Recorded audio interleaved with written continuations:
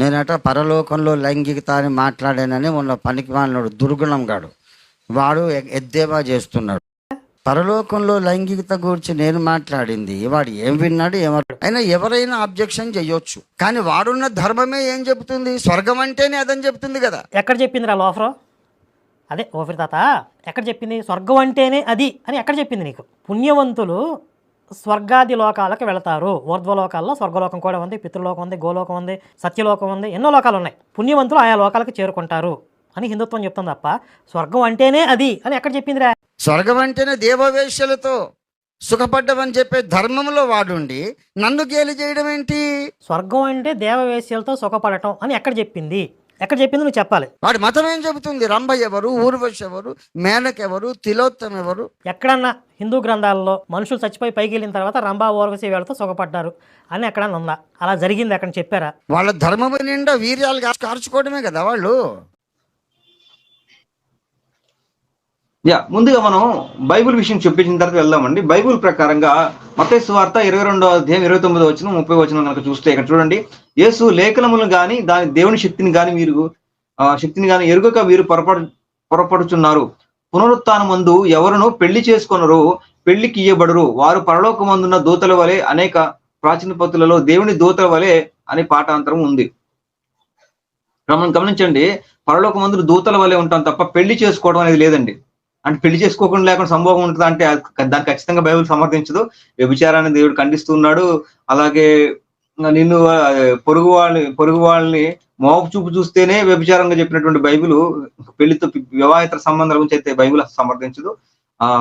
పరలోకంలో పెళ్లికి గిల్లి కాన్సెప్ట్ అంత లేదండి.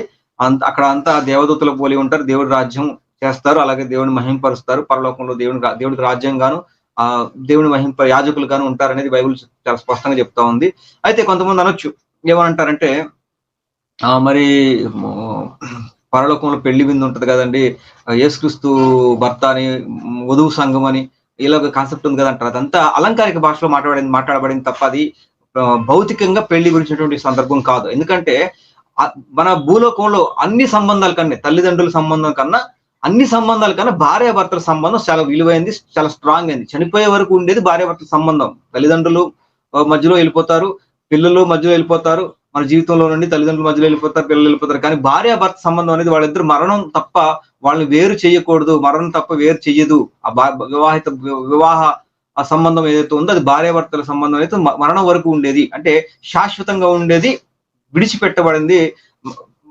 వివాహ వ్యవస్థ అనేది ఆయన రక్షణ ఇస్తాడు, కాపుదలు ఇస్తాడు, ప్రేమానురాగాలు చూపిస్తాడు. ఇలా సంబంధాలన్నిటికీ వివాహ బంధంగా మనకు కనపడతా ఉంది. కాబట్టి దేవుడు అలాగ సంఘాన్ని ప్రేమిస్తున్నాడు.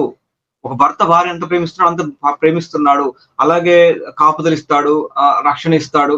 ఈ కాన్సెప్ట్ అంత ఉంది కదా, మరణం వరకు విడిచిపెట్టడు, శాశ్వత అంటే మనం అంతవరకు కూడా విడిచిపెట్టడు అనే కాన్సెప్ట్ ఉంది కదా. ఇదంతా బేస్ చేసుకొని మరి ఏ సంబంధాన్ని కూడా పోల్చలేం. కాబట్టి ఒక భార్యాభర్త సంబంధంతోనే పోల్చినప్పుడు దానికి పూర్తి సంపూర్ణత వస్తుంది కాన్సెప్ట్ లో. అలంకారిక భాషలో వధువు సంఘము లేకపోతే వరుడు యేసుక్రీస్తు వారు అన్నట్లుగా అది అలంకారిక భాషలో మాత్రమే బంధాన్ని తెలియజేయడం కోసం మాత్రమే చెప్పబడింది తప్ప పరలోకంలో పెళ్లి చేసుకోవడం కాన్సెప్ట్ లేదని అదే యేసుక్రీస్తు వారు స్పష్టంగా మనకు చెప్పాడు. అది విషయం అండి. పరలోకంలో సంభోగం కానీ ఈ పెళ్లిళ్ళు కానీ కాన్సెప్ట్ లేనే లేదని మనకు బైబుల్ని బట్టి అయితే అర్థం అవుతుంది. సరే, కానీ హిందూ గ్రంథాలలో కాదు, ముస్లిం గ్రంథాల్లో ఉన్నట్లుగా వాళ్ళు ఒప్పేసుకున్నారు. అది వాళ్ళ గ్రంథం సంబంధించిన విషయం, మనకు సంబంధం లేని విషయం. అయితే హిందూ గ్రంథాల్లో ఉన్నట్లుగా మనకి ఇప్పుడు వచ్చిన విషయం అవుతుంది, దాన్ని మనం చూద్దామండి ఈరోజు.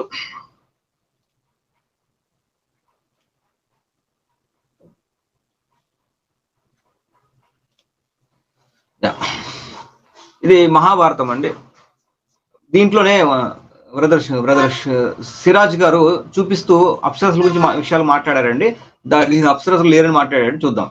మహాభారతము శాంతి పర్వము, ఇది గీతాప్రస్ అనువాదం అండి. అధ్యాయము 42. అధ్యాయం 42లో దీన్ని 23ని కోడ్ చేశారండి సిరాజ్ వాళ్ళు. దాన్ని చూద్దాం. శైలరాజా, నీ యొక్క అనుగ్రహం వల్ల బ్రాహ్మణ క్షత్రియ వైశ్యులు ఎల్లప్పుడూ స్వర్గాన్ని పొంది బాధారహితులై దేవతలతో కలిసి సంచరిస్తారు అని ఉంది కదా. ఇక్కడ స్వర్గంకి వెళ్తారు, అప్సరసను కలుస్తారు, సంభోగం ఈ కాన్సెప్ట్ లేదు కదా అని ఈ పైవచనాన్ని తీసుకుంటూ ఆయన మన లలిత్ కుమార్ గారు మాట్లాడారండి. ఈ సందర్భం అంతా ఏంటంటే చనిపోయిన వాళ్ళు స్వర్గంకి వెళ్ళి ఎలా ఉంటారు అనేది చెప్తున్న సందర్భాల్లో ఇది ఒక అంశంగా ఉందండి. కానీ దీని తర్వాత ఎక్కడ లేదన్నారు కదా! లలిత్ కుమార్ గారు చూడండి. ఇప్పుడు నెక్స్ట్ అదే అధ్యాయం 42 వనపర్వము. ఇక్కడ చూడు 23 శ్లోకంలో లేదు కరెక్టే. 23 శ్లోకంలో లేదు. కానీ ముందుకు రావాలి. వస్తే గనక చూడండి 28 శ్లోకంలో గనక చూస్తే చూడండి. ఇక్కడ చూడండి. శైలరాజ అప్సరోగణాలతో నిండి వేద ఘోషలతో ప్రతిధ్వనించే నీ సానువులంతా నిత్యము నేను సుఖంగా నివసించెదను. ఇక్కడ చూడండి అప్సరోగణాలు, అప్సరకు సంబంధించినటువంటి గణాలు ఉన్నాయండి. అప్సరసలు ఉన్నటువంటి గణాలు కూడా ఉన్నాయన్నమాట. తర్వాత చూడండి మరణించిన వీరులు, యుద్ధంలో మరణించిన వీరులు చూడండి 37 శ్లోకం. తపస్సు చేత స్వర్గాన్ని జయించిన అనేక సమూహాలు అక్కడికి వెళతాయి. సూర్యునిలా ప్రకాశిస్తున్న వేల కొద్ది గంధర్వుల, యక్షుల, ఋషుల, అప్సరసుల సమూహాలు అక్కడ ఉన్నాయి. స్వయం ప్రకాశలైన ఆ లోకాలను చూసి అర్జునుడు ఆశ్చర్యాన్ని పొందాడు. అర్జునుడు చనిపోయాడండి. అర్జునుడు చనిపోయి ఆ స్వర్గంకి పోయిన తర్వాత అక్కడ ఏమేమి ఉన్నాయో అన్న విషయాలు చూస్తున్నాడండి. అప్సర అనే పదం లేదన్నావు కదా, 42 అధ్యాయంలో కనుక చూస్తే అప్సరసలు కూర్చున్నటువంటి విషయాలు 28 శ్లోకంలోను, అదేవిధంగా 37 శ్లోకంలోను మీకు చూపించానండి. ఇప్పుడు నేను 36 శ్లోకాలు కనుక చూపించాను. సరే, ఈ అప్సరసలే ఉన్నారు కానీ సంభోగం లేదు కదా అని అంటాడు మన లలిత్ పత్తిత్ గారు. సరే, దాని గురించి చూద్దాం. 42లో అర్జునుడు కనపడ్డాడండి. చనిపోయినటువంటి అర్జునుడు స్వర్గానికి వెళ్ళాడండి. అక్కడ ఏముందో చూస్తూ ఉన్నాడండి అర్జునుడు చూద్దాం. అర్జునుడిని సంతోషపరచమని ఇంద్రుడు ఊర్వశిని పంపిస్తాడండి. ఆ ఊర్వశి అందచందాల గురించి ఇలా గ్రంథాలు చక్కగా రాయబడడం చూడండి. వక్షోజ భారాన్ని కలిగి ఉందంట ఊర్వశి. అలాగే చూడండి అందమైన మొలతాడు కట్టుకొని ఉందంట. ఆమె చక్కగా మంచి పలసటి డ్రెస్ వేసుకుందంట, చీర కట్టుకుందంట. ఆమె పాదాలు బలిసిన మడిమలతో ఎర్రని ఇలాగా ఆమె వర్ణంతో ఉంది. మనం అపవిత్రం అయిపోతాం ఇవన్నీ చదివితే.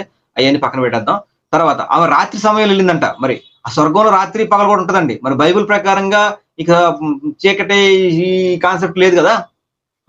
కానీ ఈ స్వర్గంలో కూడా రాత్రి పగలు ఉంటది అనమాట. రాత్రి సమయంలో వెళ్ళిందంట ఈ ఊర్వశి. చూడండి, వెళ్ళి అందమైన ఊర్వశి నిర్మలమైన అందమైన భవనానికి వెళ్ళింది.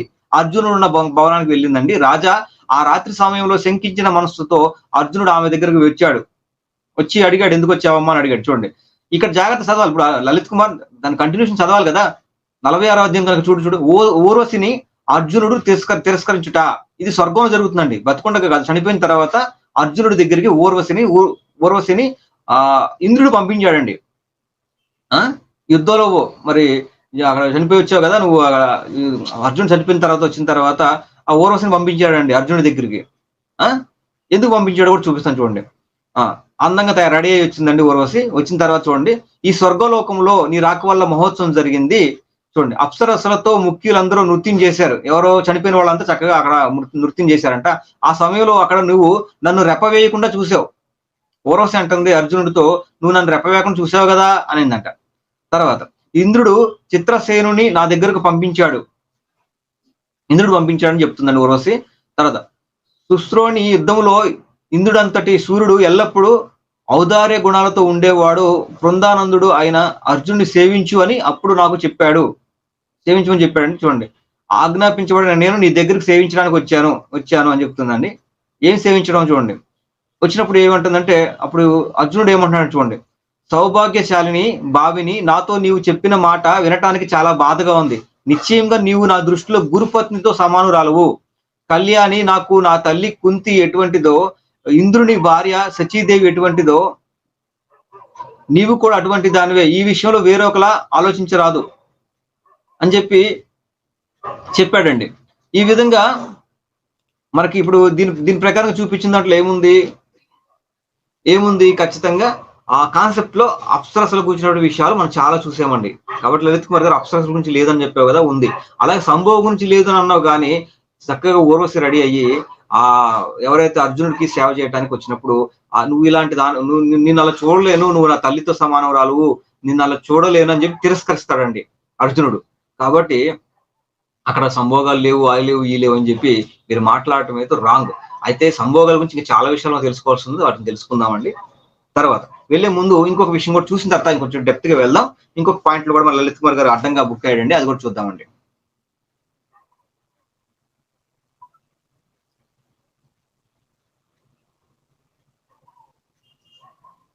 పైగా నువ్వు ఈసారి అధర్వణ వేదం గురించి చూపించావు. సరే, దాన్ని కూడా చూపిస్తా నీకు. అధర్వణ వేదం 4వ కాండ 34వ అధ్యాయము 2వ శ్లోకము. ఇక్కడ ఏముంది? జితేంద్రియులు శుద్ధ స్వభావ యోగులు మాత్రము పరమాత్మను పొందగలరు, మరియు ఆ జగదీశ్వరుని సహాయముతో విశ్వమునకు ఉపకారం అనొచ్చు, సర్వత్రా గతిమానం అగుచుందురు. ఇంతే ఉంది. ఇక్కడ అప్సరా అని ఎక్కడ ఉన్నారు చెప్పు బాబు? అప్సరా, ద్వారక ఇవన్నీ మా ఊర్లో థియేటర్ల పేర్లు, ఇక్కడెక్కడా లేవు. పైన కావాలంటే ఆ మంత్రము, ఆ మంత్రం కిందే పద విభజన ఉంది, దాని కిందే ప్రతి పదార్థము ఉంది. వాటిలో ఎక్కడైనా సరే అప్సరా అనే పదాన్ని గాని, లేదు అప్సరా అనే పదానికి సరిపోయే సమానార్థం గాని ఎక్కడన్నా ఉందేమో చూడు. ఇల్లే, కానీ మొత్తం సొల్లే. చెప్పు, వింటున్నాం కదా, చెప్పు. Come on next. యా, ఇది లలిత్ కుమార్ది, నాది నూయుడేనండి. అక్కడ అప్సరా థియేటర్, ద్వారకా థియేటర్, ఈ థియేటర్లు ఉన్నాయి. శ్రీనివాస థియేటర్, ఉమామహేశ్వర థియేటర్లు ఉన్నాయి. ఆయన ఏమంటే అప్సరస అనేది థియేటర్ల పేర్లే కానీ మా స్వర్గంలో అప్సరసలు లేరని మాట్లాడాడండి. ఈయన అధర్వణ వేదం తీసుకొని ఎవరు అనువాదం తీసుకున్నట్టు చెప్పలేదండి. బహుశా భాస్కర్ రాజు గారు అనువాదం తీసుకుని ఉంటారు. భాస్కర్ రాజు గారి గురించి తెలిసిందే కదా, బొక్కల డాక్టర్ కదా, ఆయన బొక్కలని బూడుస్తుంటాడు హిందుత్వ గ్రంథాల్లో. సరే, మనం ఒక వేరే గ్రంథం నుండి వెళ్దామండి. వేరే గ్రంథంలోకి వెళ్తే కనుక మరి అధర్వణ వేదంలో అప్సరసలు గురించిన విషయాలు ఉన్నాయో లేదో వేరే గ్రంథం చూద్దామండి. ఇది అధర్వ వేద సంహిత. మళ్ళీ ఇవన్నీ నా దగ్గర లేవనుకుంటారేమో, ఇవన్నీ నా దగ్గర లేవేమో, ఎవడో వీడియో పంపించడం అనుకుంటారేమో. బాబు అన్ని చదివే చెప్తాం. ఇదిగో అధర్వ వేద. ఓకే, తర్వాత చూపిస్తా చూడండి. అధర్వ వేద సంహిత, ఇది దాశరథ రంగాచార్య అనువాదం అండి. అనువాదం కనుక చూస్తే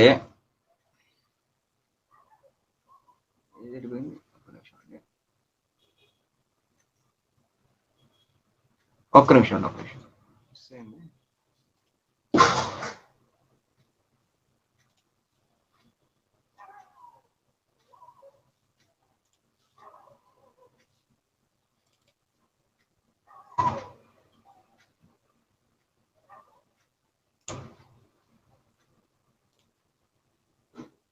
1 minute అండి. ఇక్కడ మనకి డౌన్లోడ్ మిస్ అయినట్టుంది, పెట్టేస్తా.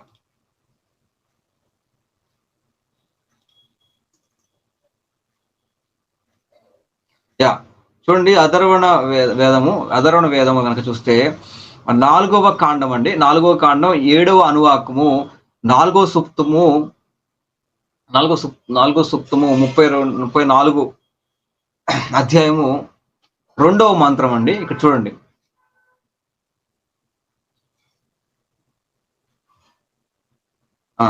అమృతమయములు పవిత్రములై పవనము చేత పరిశుద్ధులై శుచితవంతమగు లోకమునకు చేరుచున్నారు. అగ్ని అచ్చట వారి కామేచ్ఛను కాల్చడు. ఆ స్వర్గమున వీరి భోగమునకు అనేక మంది యువతులు ఉన్నారు. ఆ స్వర్గమునందు ఎవరున్నారంటండి? వీళ్ళ భోగానికి అనేక మంది యువతులు ఉన్నారు. స్వర్గమున స్త్రీ సంభోగం ఉన్నదని ఇది తొలిసారి. రాష్ట్రంలో దాశరథి రంగాచార్యులు గారు ఏమంటున్నారంటే, ఇలా స్వర్గంలో కూడా సంభోగం ఉన్నట్లుగా ఇక్కడ అర్థం అవుతుంది, మొదటిసారి కనపడుతుంది అని చెప్పి ఆయన బ్రాకెట్ రాసుకున్నాడు. మరి ఇక్కడ క్లియర్ గా ఉందండి, ఆ స్వర్గమున వీరి భోగమునకు అనేక మంది యువతులు ఉన్నారని మనకి ఈ అధర్వణ వేదంలో క్లియర్ కనపడతా ఉందండి. కాబట్టి దాశరథి రంగాచార్య అనువాదం రాంగ్ అని వీళ్ళు అంటారు. ఎవరు? మతోరు మాదిరికి దాశరథి రంగాచార్య అనువాదం నచ్చదు. కానీ మరి మహాభారతంలో ఇంక చాలా చోట్ల చూపిద్దాం, అప్పుడు అధర్వణ వేదంలో ఉన్నదో రైటో రాంగో మనకి ఇప్పుడు అర్థమవుతుంది. కాబట్టి వీళ్ళకి ఇష్టమైనటువంటి గీతాప్రస్థ అనువాదంలో నుండి మనం కొన్ని విషయాలు తెలుసుకుందామండి. యా, ఉందో లేదో స్వర్గంలో వీళ్ళకి అప్సరస స్త్రీలు సంభోగం ఉందో లేదో చూద్దామండి.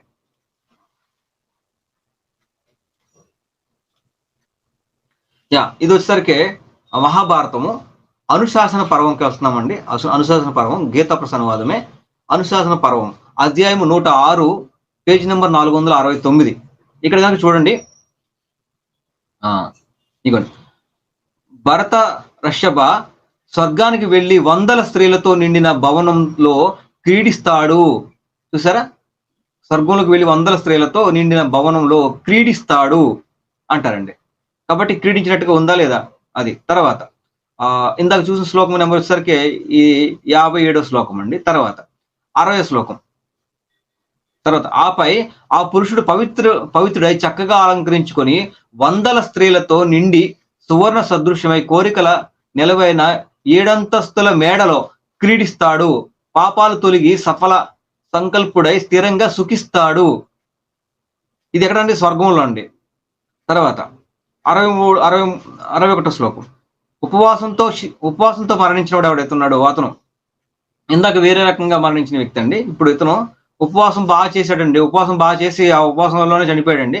అప్పుడు ఏ సుఖం పొందుకుంటాడో స్వర్గంలో చూపిస్తాడు చూడండి. ఉపవాసంతో శరీర త్యాగం చేసిన మానవుడు ఈ క్రింది ఫలితాన్ని పొందుకుంటాడండి. ఏ ఫలితం పొందుకుంటాడో చూద్దామండి. చూడండి, ప్రకాశిస్తూ బంగారు కాంతిలో బాలబానుని వలె ప్రకాశిస్తూ వైడూర్యాలు ముత్యాలు పొదగబడి వీణ మృదంగ ధ్వనులతో ప్రతిధ్వనిస్తూ పతాకాలతో దీపికాలతో వ్యాపిస్తూ దివ్యగంటు నినాదాలతో మురిపిస్తూ వేల కొలది స్త్రీలతో నిండిన విమానాలపై సుఖిస్తాడు. పాండునందన, ఆయన శరీరంపై ఎన్ని రోమ కూపాలు ఉంటాయో అన్ని వేల సంవత్సరాలు స్వర్గములో ఆనందంగా గడుపుతాడండి.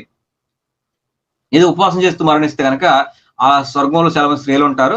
చక్కగా అలాగా ఆయన ఎన్ని రోమాలు ఉంటాయో, ఎన్ని వెంట్రుకలు ఉంటాయో అన్ని సంవత్సరాలు స్వర్గంలో ఆ చక్కగా ఆనందం గడుపుతాడంట. ఇది అనుశాసన పర్వంలో ఉందండి. తర్వాత శాంతి పర్వం అండి. మహాభారతం శాంతి పర్వం ఇంకా చూద్దామండి.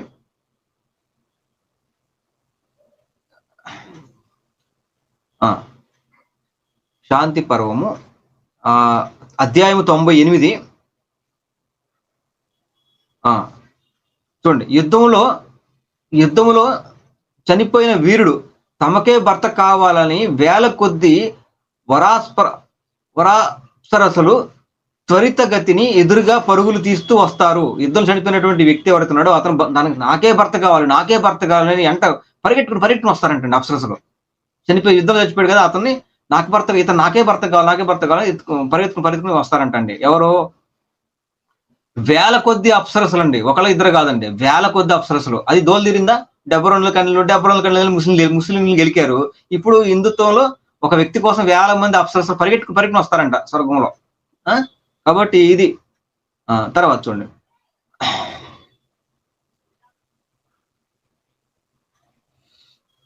తర్వాత దేవి భాగవతం అండి. దేవి భాగవతంగా చూస్తే దేవి భాగవతంలో కనుక ఆచార్య బేతవోలు రామబ్రహ్మ అనువాదంలో ఏముందో చూద్దామండి. చూడండి, శరీరం రాలిపోయిన జీవుడు వీరావేశంతో వీరావేశంతో ఇది పేజీ నెంబర్ 145 అండి దేవి భాగవతంలో. ఇది 15వ అధ్యాయము. ఇది 3వ స్కందం అండి. 3వ స్కందం 15వ అధ్యాయము 10 నుండి 13 శ్లోకాలు. ఇప్పుడు స్క్రీన్ షాట్ పెట్టుకున్నాను, జాగ్రత్త పెట్టాను చూడండి. ఫుల్ స్క్రీన్ పెట్టాను. చూడండి, శరీరం రాలిపోయిన జీవుడు వీరావేశంతో తన శరీరంలో మళ్ళీ ప్రవేశించడానికి ఊబిళ్ళూరుతూ అక్కడికే తచ్చాడుతుంటాడు. చచ్చిపోయిన వాడు ఆ శరీరానికి వెళ్ళాలని మళ్ళీ బాధపడుతుంటాడంట. కొందరు ఆ వీరులు మరణించి దివ్య విమానాలను అధిరోహించి అందులో ఉన్న అప్సరసలకు నేలపై పడి ఉన్న తమ కళలేవరాలను సొగసులను వర్ణించి చూపిస్తూ నేల మీద ఉన్న తన బాడీ చూపిస్తూ కొన్ని చూసాను 6 ప్యాక్స్ తో ఉండేవాడిని, చచ్చిపోయక ముందు ఇలా ఉండేవాడిని అలా ఉండేవాడిని చూపిస్తూ ఆ విమానం ఎక్కి అప్సరసలకు చెప్తా ఉంటాడంట తన శరీరం గురించి. ఒక మహావీరుడు మరణించి అప్సరసను పొంది కామాగ్నిలో మళ్ళీ దగ్ధుడవుతాడు. కామాగ్నిలో కాలిపోతాడు అనమాట. ఇక్కడ చచ్చాడు భూమి మీద, చచ్చి కూడా మళ్ళీ అప్సరస్ తోటి ఆ కామంతో కాలిపోతాడంట అక్కడ. తర్వాత ఇద్దరు వీరులు అంటే బాగా అనిపిస్తాడని అర్థం. ఇద్దరు వీరులు ద్వంద్వ యుద్ధంలో ఒకేసారి మరణించి ఒకేసారి దివ్యవనంలో ఆదురించి అప్సరసల కోసం మళ్ళీ కత్తులు దూసుకుంటారంట. చచ్చిపోయిన వాళ్ళు కూడా మళ్ళీ కత్తులు కొట్టుకుంటారంటండి. ఆత్మలు కూడా కొట్టుకుంటాయంట. నాకు కావాలి ఈ అప్సరస నాకు కావాలి కొట్టుకుంటారంట. మరొక యోధుడు మరణించి రూపవతి గుణవతి అయిన ఒక సురాంగనకు తన గుణగుణాలను వివరించుకుంటూ ప్రేమభిక్ష అర్థిస్తున్నాడు. ఇంకొక నేను అలాంటి ఇలాంటి మంచివాడిని అని చెప్పి ఇంకోళ్ళు అక్కడ లవ్ ప్రపోజ్ చేస్తాడు అనమాట ఇంకొక అప్సరసకి. దివికేయింతన మరొక వీరుణ్ణి చూసి మరొక దేవకాంత కన్ను కలిపి కౌగిలికి పిలిస్తే చూడండి, క్రీడించినట్టు మళ్ళీ సంతోషం అంటాడు. సంతోషం కాదు క్రీడించడం అంటే. కౌలించుకుందాం రా అని చెప్పి ఇంకొక అప్సరస ఒక అతను పిలుస్తుందంట. పిలిస్తే ఆ వీరుడు తిరస్కరిస్తాడు. ఎందుకంటే నాకు వ్రతభంగం అయింది అంటాడు. వ్రతభంగం అవుతుంది అంటాడు. ఇతను బ్రహ్మచారి వ్రతం అనమాట. బతుకున్నంతకాలం బ్రహ్మచారిగా ఉన్నాడు, చచ్చిన తర్వాత కూడా అప్సరస పిలుస్తుంటే వెళ్ళట్లేదంట, నా వ్రతం మోద్దు అంటున్నాడు చచ్చిపోయిన తర్వాత కూడా. కాబట్టి ఇతను అనుభవించే యోగ్యత లేదని పాపం. అది పాపం హనుమంతుడి భక్తుడు ఏమిటాడు ఇతను. రాజుగారికి అన్న అభిప్రాయం ఉన్నది. రాజుగారు అత్యంతము విశ్వాస పాత్రుని అనుకునే ఎలా ఉంటదండి. ఇది ఇక్కడ ఉందండి. శ్లోకం చూపించమని అడుగుతారు వీళ్ళు, శ్లోకం చూపించమని అడుగుతారు. కాబట్టి మనం దేవి భాగవతం నా దగ్గర శ్లోకాలు కూడా ఉన్నాయండి. అది వచ్చేసరికి శ్రీ వెంకటేశ్వర ఆర్ష భారతి వాళ్ళదే శ్లోకాలతో సంబంధించిన బుక్ కూడా నా దగ్గర ఉంది. ఇక్కడ చూద్దాం శ్లోకాలు ఇవన్నీ, ఎన్ని శ్లోకాలు ఇవి. ఇందులో ఏముంటదంటే ఒక విషయం అంటే చూడండి, ఇక్కడ కూడా సేమ్ అలాగే ఉంటుంది దివ్య వివరణ. ఇక్కడ కనుక చూస్తే చచ్చిపోయినటువంటి భార్య, యుద్ధంలో చచ్చిపోయినటువంటి భార్య కూడా సతీ సహగమనం చేసుకుంటుంది కదా. సతీ సహగమనం చేసుకుని కూడా ఆయన ఆత్మ, ఆమె యొక్క ఆత్మ ఆ చనిపోయిన సైనికుడుతో కలిసి వెళ్తుందంట. ఎవరో అప్సరసల దగ్గరికి పోవటం ఎందుకు, నా భర్త నాతోనే మళ్ళీ సంభోగం చేయాలి, నాతో సంసారం చేయాలి అని ఆ భార్య కింద భూలోకంలో ఆ సతీ సహగమనం చేసుకుంటే ఆ భార్య తిరిగి ఆ భర్తని పొందుకుంటుంది అనమాట. చూడండి ఇక్కడ చూడండి, దివ్య వివరించి చూడగా నత్తని అబల భార్య బ్రాకెట్లో సహగమనము చేసి సబల అయిన దివ్య రూపమున తన పతిని కలుసుకొనేను. చూసారా, అలాగా సతీ సహగమనం ఉండేదండి. చచ్చిపోయిన వాడు భార్యని మంటల్లో కాల్చేసేసి నువ్వు కూడా భర్తతో పాటు వెళ్ళి సుఖ సంభోగాలు అనుభవిస్తావు, సంతోషం అనుభవిస్తావు అని ఆ రకం మనకి సతీ సహగమనం గురించి హిందూ గ్రంథాలు చాలా విషయాలు ఉంటాయి. ఆ లింక్ కూడా నేను డిస్క్రిప్షన్ లో తర్వాత ఇస్తానండి, తర్వాత చూడండి. తర్వాత ఇరువురు ఇలాగే జరుగుద్ది అనమాట.